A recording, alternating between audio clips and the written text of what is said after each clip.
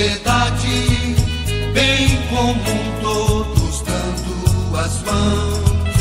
Os direitos também, os deveres, respeitados por todos serão. Então, justiça e paz se abraçarão. Justiça e paz se abraçarão. Justiça e paz se abraçarão. Justiça e paz se abraçarão. Jesus Cristo, só Ele é o caminho, plena luz a indicar direção de um mundo no amor renovado. Novo céu, nova terra virão. Então, justiça e paz se abraçarão. Justiça e paz se abraçarão. Justiça e paz se abraçarão. Justiça e paz se abraçarão. Jesus Cristo, verdade e vida, pela cruz vem a ressurreição. Convivência na felicidade, povo irmão rumo à libertação. Então, justiça e paz se abraçarão. Justiça e paz se abraçarão. Justiça e paz se abraçarão. Justiça e paz se abraçarão.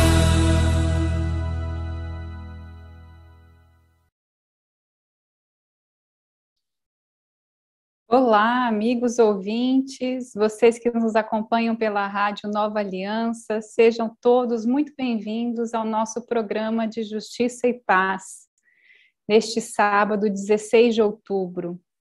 Você que nos acompanha pelas redes sociais, pelo YouTube, pelo Facebook, seja bem-vindo. Eu estou hoje aqui com um convidado muito especial, o doutor Daniel Meireles Barbalho, médico mastologista, graduado pela Faculdade de Medicina da USP, com residência médica no Hospital das Clínicas da Faculdade de Medicina da USP e no Instituto do Câncer do Estado de São Paulo. Posteriormente fez um fellow em Oncologia e Reconstrução Mamária no Instituto Europeu de Oncologia e atualmente é mestrando pela Universidade de Harvard em Saúde Pública. Além de tudo isso, gente, ele é meu marido, olha que lindo. Então, ele é um convidado extremamente especial. A gente está na mesma sala, mas por uma questão de transmissão, a gente vai ficar em câmeras diferentes para facilitar para o pessoal da técnica. Estamos aqui hoje para falar sobre um momento de conscientização extremamente importante que acontece em cada mês de outubro de todos os anos, que é a conscientização sobre o câncer de mama. Eu dou as boas-vindas ao Dr. Daniel, para falar sobre esse momento de conscientização no qual a Comissão Justiça e Paz do Distrito Federal se junta a esse grande movimento de proteção às mulheres e de promoção da saúde dos homens também, né? Porque também homens sofrem de câncer de mama, como a gente vai conversar um pouquinho a partir de agora. Seja bem-vindo, Daniel. Muito obrigado, Ana. Bom dia a todos, bom dia a todas. É um prazer estar aqui conversando hoje com vocês um pouco sobre o câncer de mama.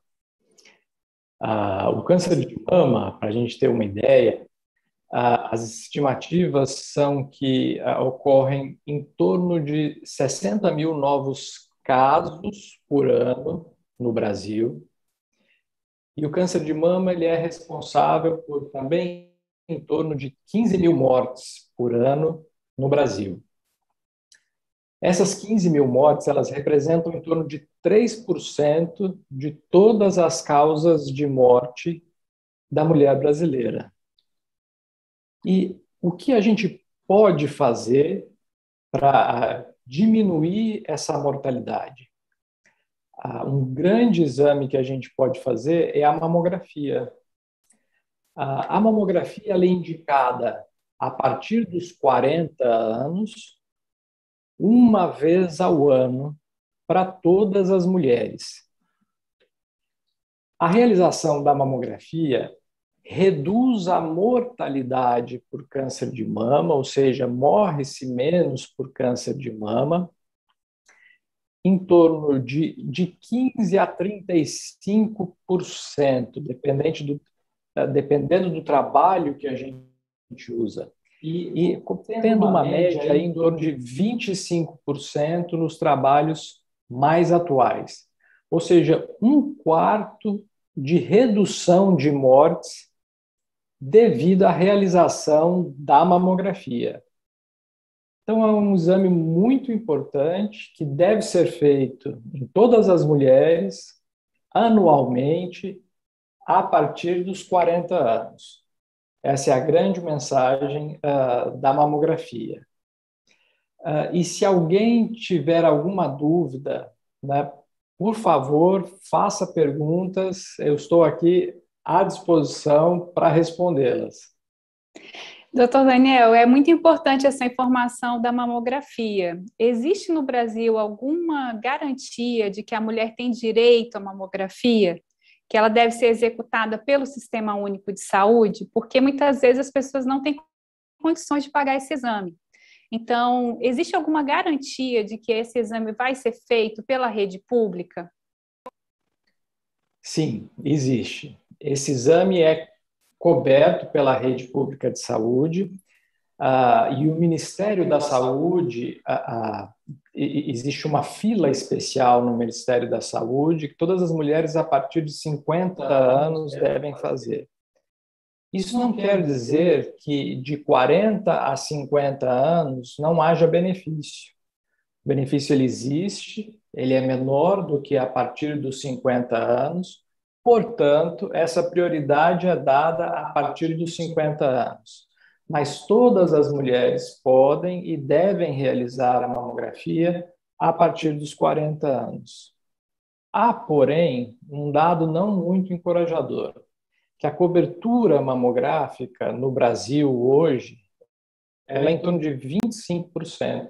Quer dizer, se a gente olhar de todas as mamografias que a gente devia fazer, de 100% dada a nossa população, somente 1/4, em torno de 25%, realmente estão fazendo a mamografia. Ou seja, nós temos espaço para melhorar a nossa performance no rastreamento do câncer de mama. Fazer a mamografia é rastrear câncer de mama, só para deixar claro. A gente começa, então, agora com a nossa primeira participação, né? É um relato da Simone Furquim, e ela inicia agradecendo, falando muito necessário falar sobre câncer de mama. Parabéns pela iniciativa. Eu tive câncer de mama e descobri num exame de rotina com um mastologista em fevereiro de 2015. Foi diagnosticado um câncer triplo negativo, que não responde a hormônios. Iniciei quimioterapia rapidamente, fiz 12 sessões. Depois fiz mastectomia radical na mama direita e radioterapia, 30 sessões. Finalizei o tratamento em setembro de 2016 com uma cirurgia reparadora. O interessante nesse processo foi o tratamento, nesse processo todo do tratamento, foi o tempo que tive de mergulhar mais na leitura e na reflexão bíblica. Quando meu esposo me pediu para escrever e enviar para a família, comecei a fazer reflexões diárias do Evangelho, enviadas por WhatsApp para familiares, amigos, e depois fui ampliando para mais pessoas com o blog Povo da Palavra, criado por um amigo. Essa missão me deu muita força e espiritualidade para vencer o câncer. Claro, além das orações e força de todos e da equipe médica. Dou graças por conhecer minha mastologista, doutora Mainara, da Clínica da Mama, e oncologista, doutora Gabriele, da Clínica Aliança. Essa espiritualidade foi vivida como força recebida por aquela mulher hemorroíça que tocou a orla do manto de Jesus. Digo que é Jesus Cristo, que é de Jesus Cristo que recebemos essa força. E Ele está presente em cada gesto das pessoas, em cada ação de cura. Gente, que depoimento lindo. Obrigada por ter enviado, Simone. Fiquei até emocionada. Mas vamos falar então um pouco sobre como é o tratamento. Ela mencionou aqui que tem alguns cânceres que não respondem a hormônios.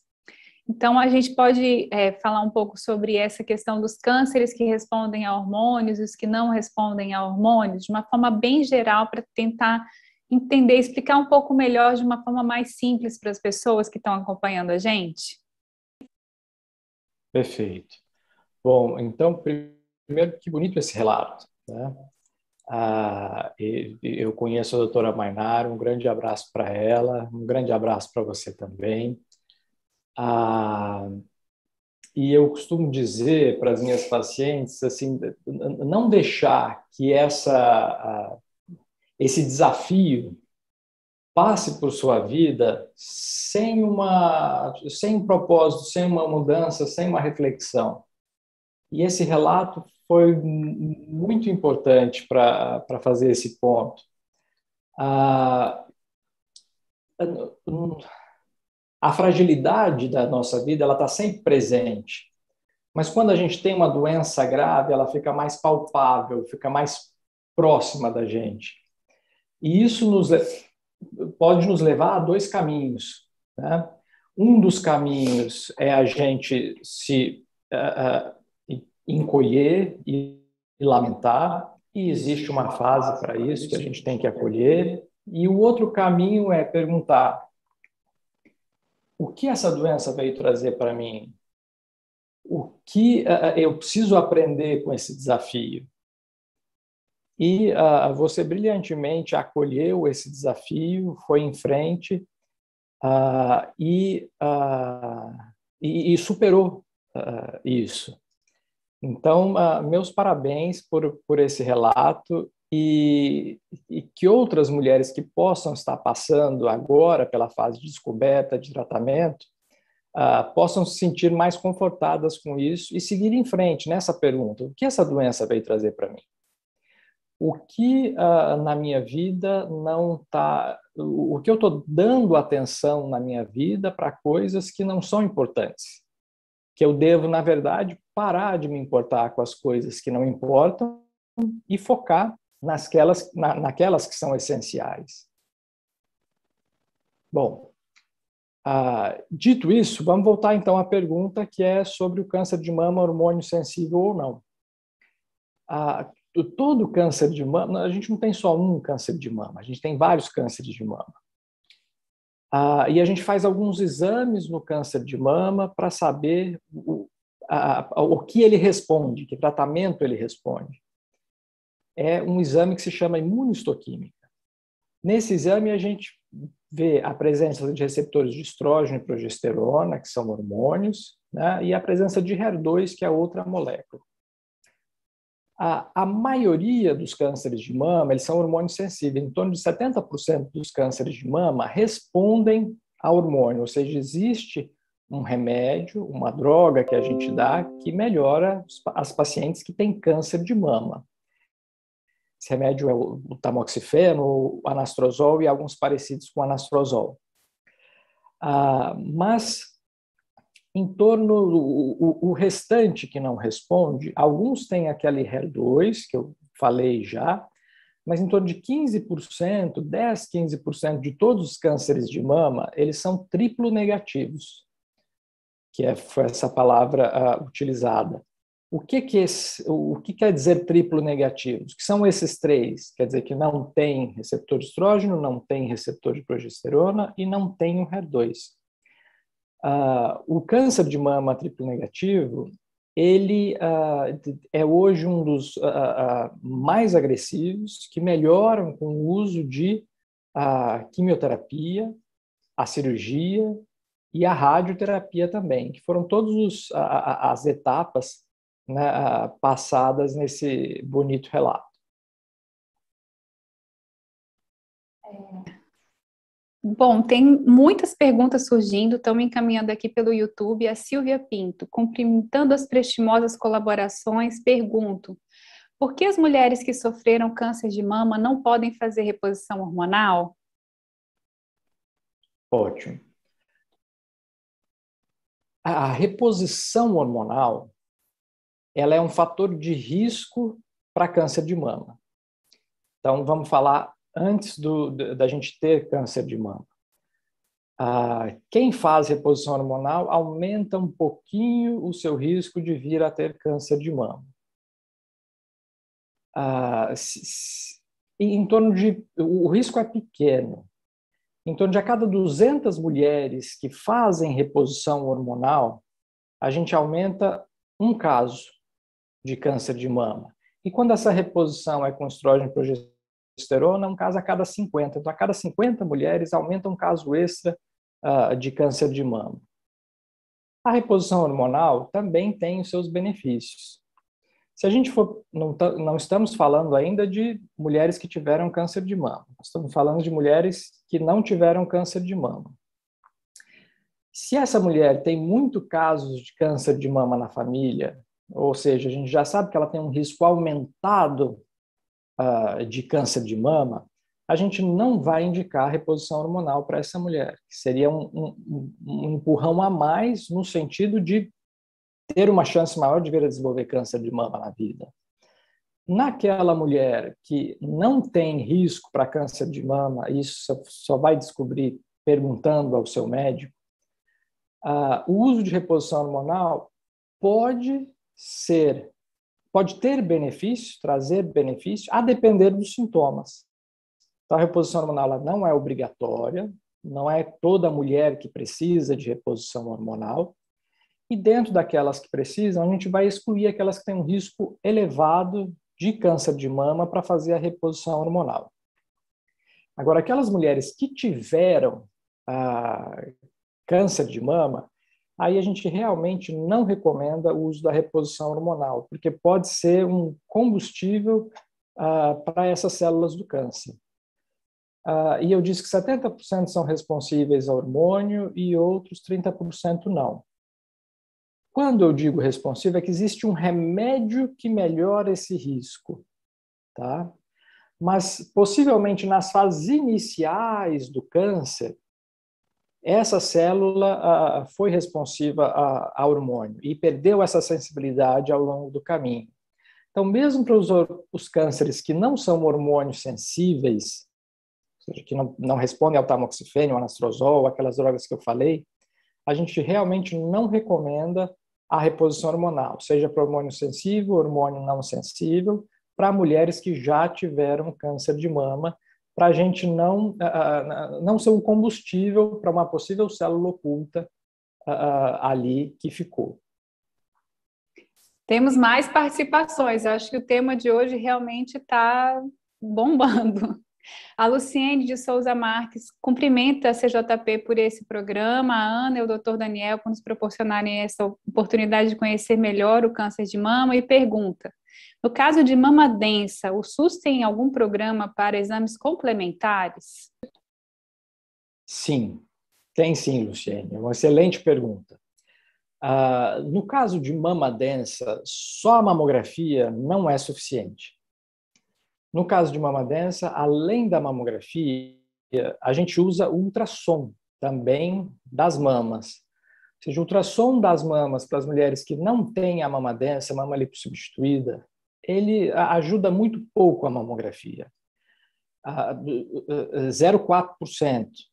Mas nas mulheres que têm a mama densa, e isso, como é que você vai descobrir isso? Fazendo a mamografia e deixando que um médico olhe e diga para você se sua mama é densa ou não. Mama densa quer dizer a proporção entre parênquima, o tecido glandular, o tecido que pode virar câncer, e o restante que existe na mama. As mamas densas são aquelas que têm mais parênquima, ou olhando na mamografia, aquela que a gente vê mais branco do que preto. Então, essas mulheres que têm as mamas densas, além da mamografia, devem fazer o ultrassom também. Isso está disponível no SUS. Existe um exame que é a ressonância magnética das mamas, que esse exame não está disponível no SUS, infelizmente, mas ele está disponível na rede suplementar de saúde. Mas para aquelas mulheres que não têm acesso à rede suplementar de saúde, nós conseguimos ter uma boa performance do rastreamento com a mamografia e o ultrassom, sim. devem fazer a mamografia e ultrassom na rede pública. Agora, em relação ao ultrassom, a gente deve ter muito cuidado, porque quando a gente recebe o resultado, muitas mulheres ficam ansiosas com isso, e é natural que isso ocorra, mas que tenham muito cuidado antes de se apavorar e pegar o conselho de um médico. Porque muitas vezes as alterações vistas no ultrassom ou tanto na mamografia não são doenças. De achar que está com algum problema grave, por favor, procure seu médico, mostre o resultado da mamografia, do ultrassom, você vai ser examinada, ele vai te aconselhar se a gente precisa fazer algo a mais ou se nada mais precisa ser feito. Mas excelente ponto em relação às mamas densas.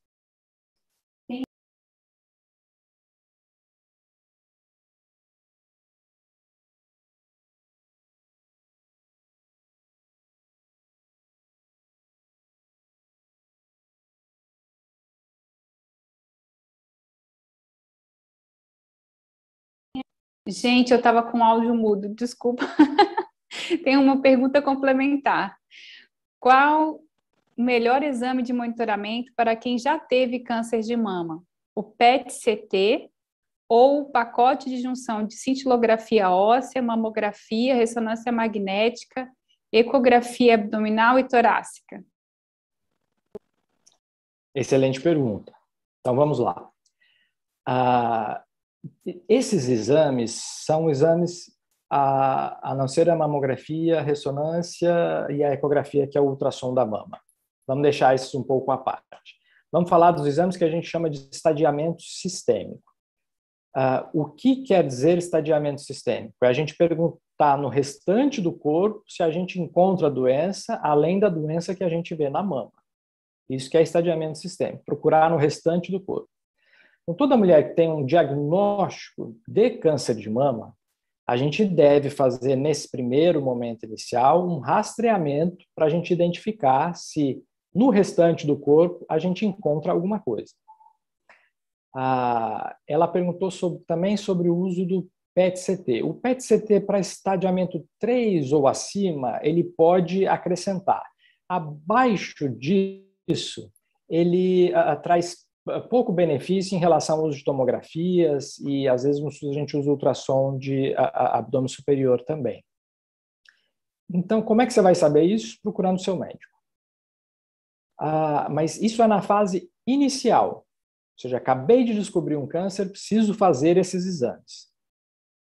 Após feito o meu tratamento do câncer, está tudo bem, eu estou só em segmento. Esses exames, aqui que eu fiz a distinção entre mamografia e o restante do corpo. A mamografia sempre será realizada uma vez ao ano.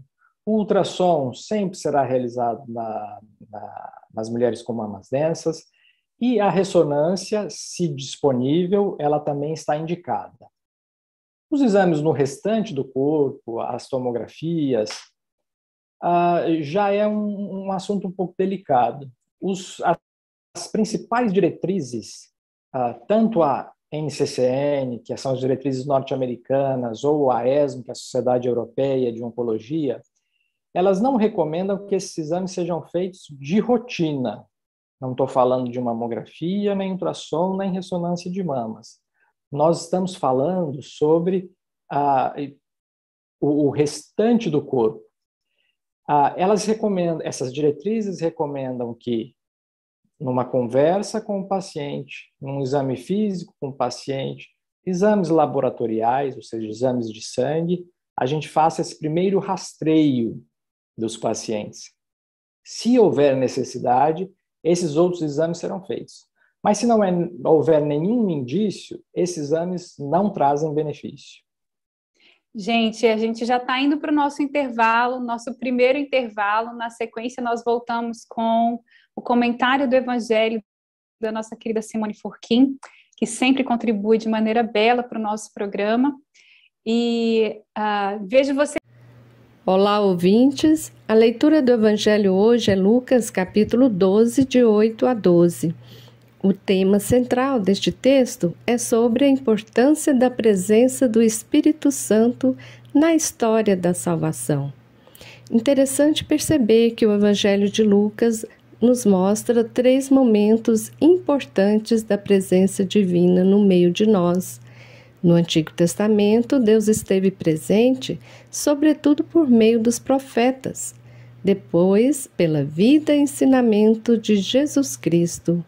E agora, não tendo mais a presença do Filho do homem, a história da salvação prossegue com a presença do Paráclito, do Espírito Santo no meio da comunidade cristã.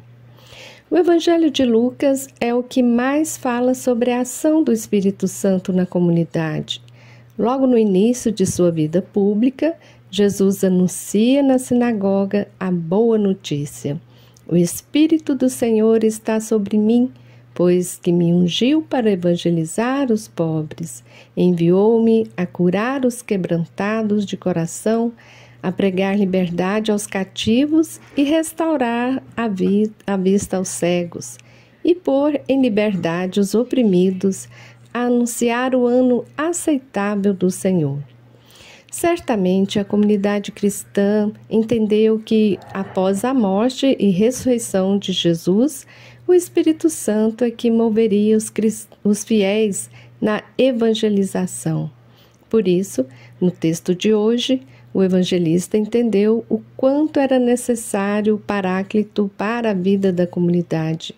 Jesus envia o Espírito Santo que conduzirá os cristãos, dará coragem e proteção. Jesus vai dizer: quando vos conduzirem diante das sinagogas, magistrados e autoridades, não fiqueis preocupados como ou com que vos defendereis, ou com o que direis, pois nessa hora o Espírito Santo vos ensinará o que deveis dizer. Lucas entende que o Espírito move o cristão na evangelização. E quem impedir essa missão está rejeitando e impedindo a vontade de Deus.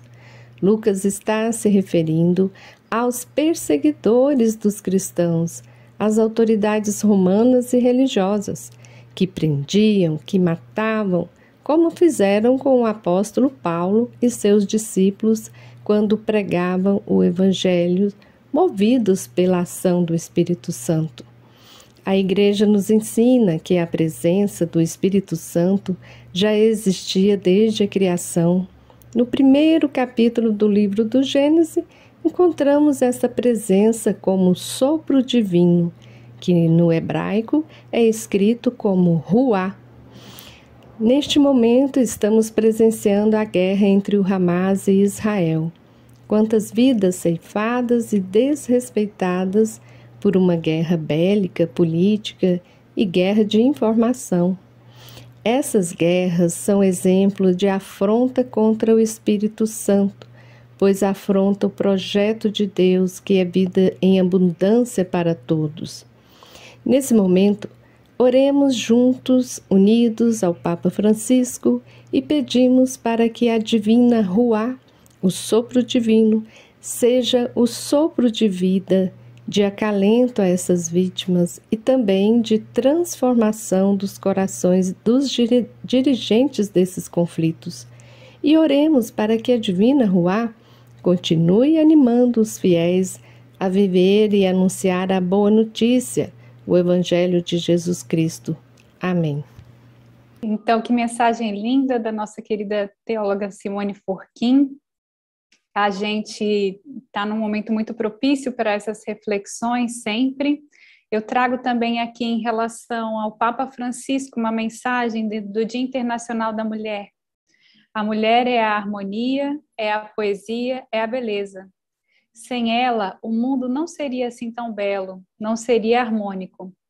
Onde as mulheres são marginalizadas, é um mundo estéril, porque as mulheres não só dão a vida, mas nos transmitem a capacidade de olhar além, de sentir as coisas com o coração mais criativo, mais paciente, mais tenro. Também gosto de pensar que a igreja não é o igreja, é a igreja. A igreja é mãe, é mulher. Isso é belo. A gente aproveita também para falar de beleza e falar de cumprimentos. Dom Sérgio da amanhã faz aniversário. Alô, Dom Sérgio, nossa lembrança da Comissão Justiça e Paz de Brasília, parabéns pelo seu aniversário. Seja Deus um grande, receba de Deus uma grande bênção por esse ano que inicia. E a gente, para quem começou agora a nos acompanhar, nós estamos hoje falando no nosso programa Justiça e Paz, de câncer de mama, da prevenção ao câncer de mama, lembrando o Outubro Rosa. Nós temos muitas perguntas, a gente tem uma participação da Fernanda Lisboa, que pergunta: o uso de anticoncepcional aumenta os riscos de câncer de mama? Nós estamos com o doutor Daniel Meireles Barbalho, que é professor doutor, mastologista, e está aqui gentilmente comparecendo ao programa e tirando as dúvidas das nossas ouvintes. Oi, Fernanda, que pergunta importante que você faz. A resposta é sim, mas antes de que a gente fique apavorado com isso, o impacto disso é muito pequeno, é muito menor do que quando a gente fala do uso de reposição hormonal, que eu havia dito já no início. Então, o uso de reposição hormonal, ele aumenta um caso extra de câncer de mama a cada 50 ou 200 mulheres que fazem uso de reposição hormonal.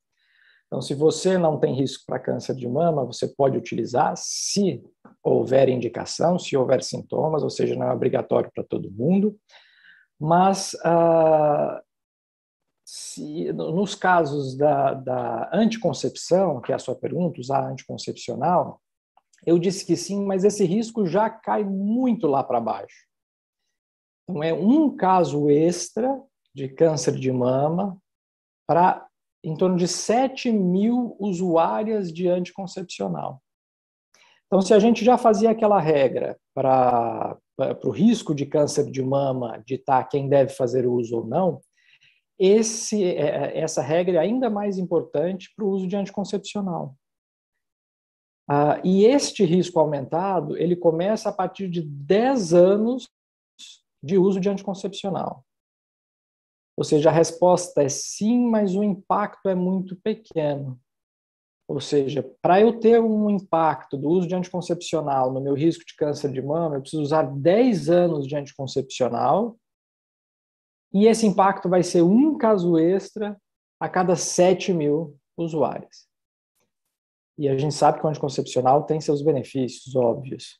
Será que a gente precisa pegar essas 6.990 mulheres que não vão ter nenhum impacto do uso de anticoncepcional e proibi-las de usar anticoncepcional? De modo algum. Então, a pergunta volta a ser estratificada, né, em relação ao seu risco. Se o seu risco de câncer de mama não for aumentado, pode usar o anticoncepcional sem medo. Tem acompanhamento de um profissional, né, mas esse risco de câncer de mama não será afetado grandemente. Agora, se o seu risco for grande de câncer de mama, eu tenho muitos casos na família, ou um extremo risco que seria, eu tenho uma mutação, uma alteração genética na minha família que predispõe muito o risco de câncer de mama, como BRCA1, BRCA2, nesses casos específicos, parcela pequena da população, a gente vai desindicar uma anticoncepção hormonal, ou seja, com o uso de hormônios, e pelo risco de câncer de mama. Mas vamos indicar, por exemplo, o DIU sem hormônios para a anticoncepção dessas mulheres que têm risco aumentado para câncer de mama. Ou seja, isso vai ter impacto numa parcela muito pequena da população. Nós não estamos falando de todas as mulheres, nós estamos falando só daquelas mulheres que têm um risco aumentado de câncer de mama. É importante lembrar, doutor, também que tem o caso da Angelina Jolie, né, que ela fez uma cirurgia preventiva em relação ao câncer de mama. Ela tinha muitos casos na família, a mãe dela faleceu de câncer de mama, as tias faleceram de câncer de mama, e ela herdou essa mutação e optou por fazer a cirurgia de retirada da glândula mamária, mastectomia, antes do surgimento das alterações que levassem ao câncer. Isso foi, de uma certa forma, um ato revolucionário, porque trouxe esse problema do câncer de mama e esse estigma da retirada da mama para a discussão internacional, porque ela é uma atriz muito conhecida e fez com que as pessoas discutissem sobre o tema, né? A gente tem aqui perguntas da Anaci Nunes, que faz uma participação. São muitas perguntas, Anaci, eu vou selecionar algumas aqui, porque algumas já foram respondidas, outras ainda não, e eu vou tentar selecionar algumas perguntas, né? Uma pergunta: quais os principais fatores que causam câncer de mama? E uma segunda pergunta: ultimamente muitas mulheres jovens estão tendo câncer de mama na faixa dos 30 anos. Isso pode ter alguma relação com dieta e estilo de vida? Bom, obrigado pelas perguntas, Assi. Vamos aos fatores de risco de câncer de mama. Nós temos aqueles fatores modificáveis que a gente pode agir e aqueles pouco modificáveis. Como fatores pouco modificáveis, a gente sabe que a idade da menarca, a idade da primeira menstruação, quanto mais cedo a gente tem a primeira menstruação, maior o risco de câncer de mama na vida. Quanto mais tarde a gente tem a última menstruação, ou quanto mais tarde a gente entra na menopausa, maior também é o risco de câncer de mama na vida. Agora, é isso que eu chamo de fatores pouco modificados. A gente não tem como mudar muito isso. Agora, existem outros fatores que a gente pode e deve mudar. Um é o uso do cigarro, por exemplo. O cigarro aumenta vários tipos de câncer. Então, o uso do cigarro, a gente deve ao máximo evitar o uso do cigarro. O cigarro não nos ajuda em nada. Outro é a obesidade. O sobrepeso e a obesidade aumenta o risco de câncer de mama. E a gente deve fazer de tudo para controlar o peso também. E nisso, na obesidade, entra também a alimentação, como foi dito. Nós não temos nenhum remédio, alguma indicação de uma fruta milagrosa, um elemento milagroso que vai mudar o seu risco de câncer de mama.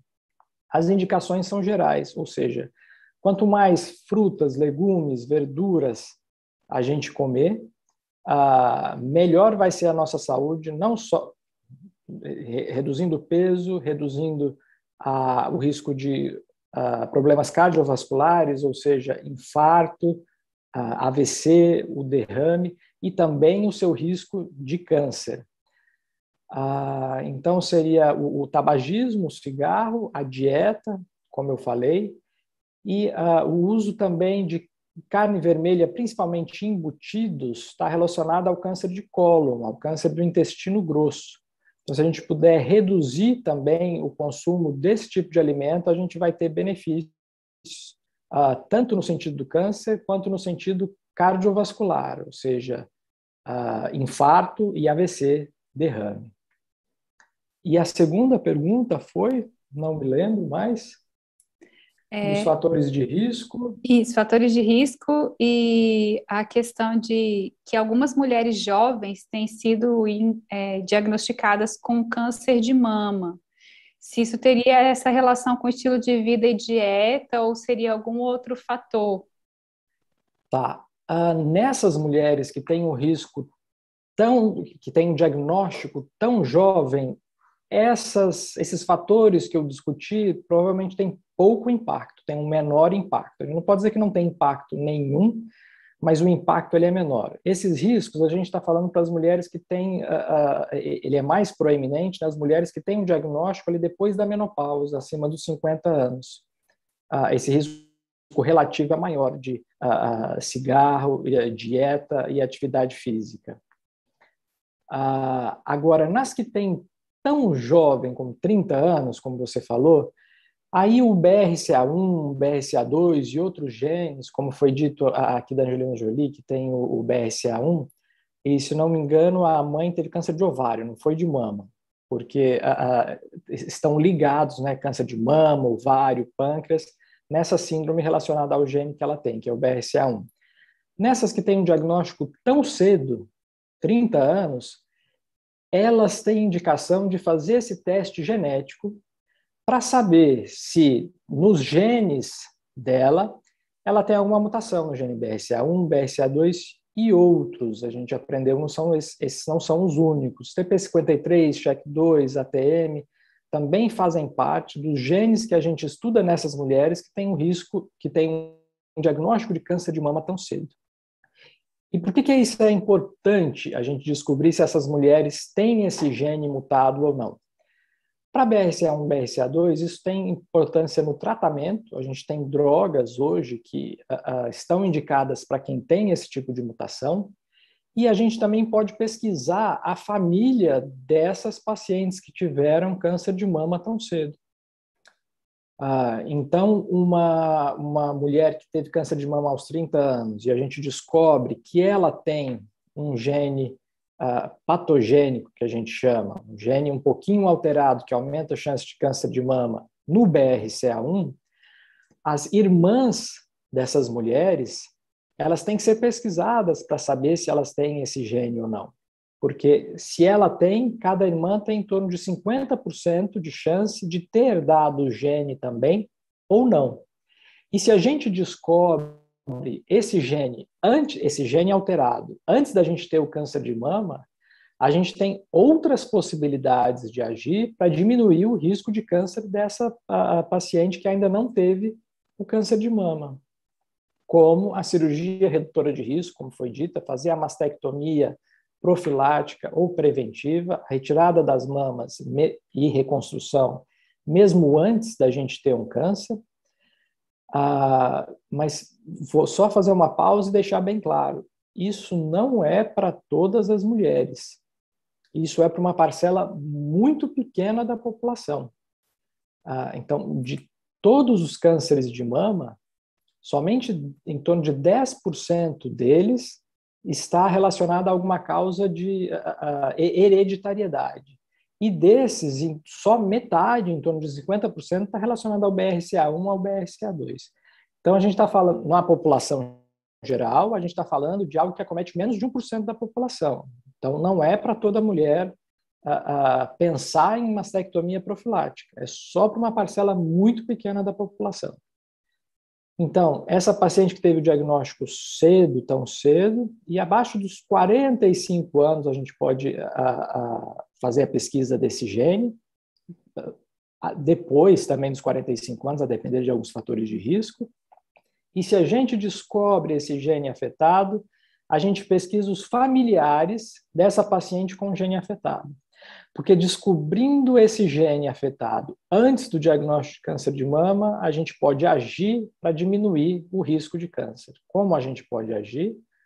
A cirurgia redutora de risco, a mastectomia, o uso de remédios também, parecidos com tamoxifeno ou o próprio tamoxifeno, para diminuir o risco de vir a ter câncer de mama na vida, e também o uso do rastreamento intensivo. Para as mulheres, de forma geral, de mamografia anual a partir dos 40 anos. Essas mulheres que têm, por exemplo, mutação de BRCA1, começam o rastreamento até a partir dos 25 anos de idade. E elas não começam com mamografia, começam com o uso da ressonância magnética das mamas. Tá? Então, muito importante essa lembrança do diagnóstico tão jovem e o que a gente deve fazer. Nós já estamos nos encaminhando para o final do nosso programa. Gente, nosso programa passou muito, muito rápido. Eu vou, antes de pedir ao Dr. Daniel que faça as suas considerações finais, eu vou colocar uma última pergunta, sabendo que a gente só tem 5 minutinhos. Os homens podem ter câncer de mama e como eles podem se prevenir do câncer de mama? E aí eu peço ao Dr. Daniel, já agradecendo a sua participação aqui, que o senhor inicie as considerações finais nesses últimos 5 minutos de programa. Gente, não foi possível atender todas as perguntas, me perdoem quem comentou e eu não consegui ler a tempo. A gente agradece demais a participação de todos os ouvintes num tema tão relevante para a nossa sociedade. Doutor Daniel. Obrigado. Então, sim, homem pode ter câncer de mama, mas é um risco muito, muito, muito menor. Menos de 1% dos cânceres de mama eles acontecem em homens. E, portanto, um rastreamento para câncer de mama nos homens, ele não existe, não está indicado. Ou seja, não precisa fazer mamografia em homem. Agora, o homem que tem câncer de mama, ele já tem a chance muito aumentada de ter uma mutação em algum gene, particularmente o BRCA2. Não é nem tanto o BRCA1, é mais o BRCA2. Então, os homens que têm a mutação desse gene que se chama BRCA2, eles têm 6% de chance na vida de desenvolver câncer de mama. Ou seja, mesmo o gene que confere maior risco de câncer de mama de modo em geral, que seria BRCA1, BRCA2, o risco do homem chega a 6%. Ele é menor do que o risco de toda mulher brasileira, que é 8%. Então, a gente não indica rastreamento para câncer de mama no homem. Porém, uma vez um homem diagnosticado com câncer de mama, aí a gente tem que ir atrás desse gene. Pesquisar esse gene para saber se ele está mutado ou não, porque esse homem pode ter uma irmã, esse homem pode ter filhas, que elas devem ser pesquisadas para a presença desse câncer ou não, perdão, para a presença dessa mutação ou não, e aí a gente vai ter como agir para essas familiares desse homem que teve câncer de mama. Bom, então o nosso tempo foi curto, mas muito prazeroso. Eu queria agradecer como eu gosto de falar, nunca é cuidado, o câncer está atrás de você. Não. A mensagem é, vamos viver a nossa vida intensamente, alegremente, colocando à disposição nossa, de todos que estão aos nossos lados, as nossas principais qualidades e virtudes.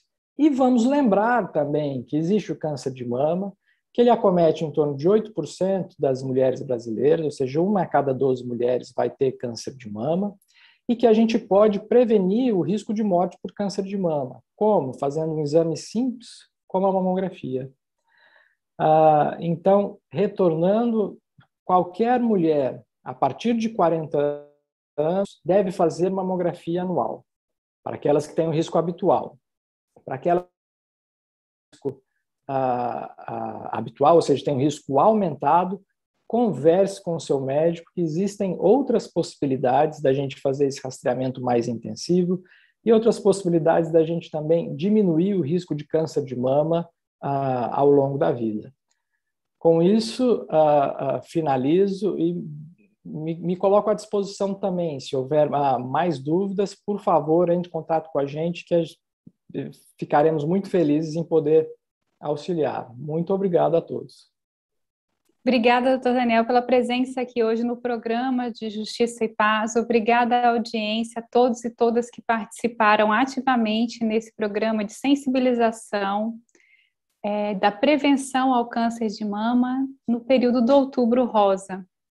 Então, siga os conselhos que o doutor Daniel indicou, procure seu mastologista, faça a mamografia a partir dos 40 anos. A gente não falou, por exemplo, de reconstrução mamária, que é um grande tema, porque o câncer de mama usualmente afeta também a autoimagem feminina. E aí fica a dica para um novo programa, para convidar o Dr. Daniel para falar sobre reconstrução mamária, sobre outros aspectos de tratamento depois do câncer de mama. De toda forma, o nosso agradecimento ao Dr. Daniel em especial e a todas e todos que participaram deste nosso programa de Justiça e Paz neste sábado. Um grande abraço, fiquem com Deus. E agora o nosso programa acabou, a gente está indo para o final agora com uma música que o Fernando, nossa assistência, José Carlos, obrigada também. E obrigada a todos que participaram desse programa, que foi um programa muito produtivo. Deixo o nosso abraço, o nosso carinho, fiquem com Deus. Um grande abraço.